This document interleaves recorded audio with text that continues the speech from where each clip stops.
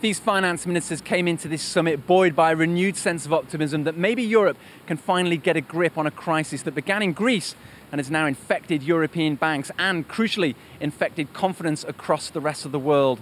They've endorsed a series of measures, a series of big measures, the main idea being to expand Europe's rescue fund beyond the lending capacity it currently has of some 440 billion euros so that it can encompass countries like Italy and Spain, big economies, should they run into trouble. And yet divisions still remain here, notably who ultimately pays for this Eurozone crisis. That was a position best summed up by the Australian Treasurer.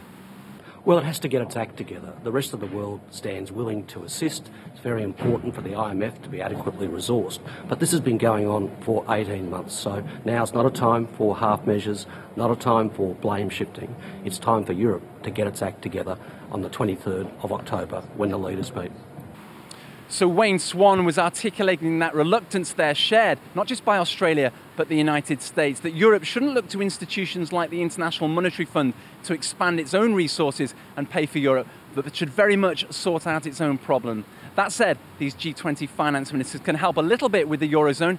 They've endorsed a series of concrete measures, nuts and bolts measures, to try and regulate the markets a little bit and stop volatility with key commodities like oil, for example, as well as asking countries like China, the world's big factory, to maybe just produce a little less and consume a little more to help Europe's exporters. Those remain big themes though, and they'll have to wait for another summit. It's all, for now, about solving the Greek problem.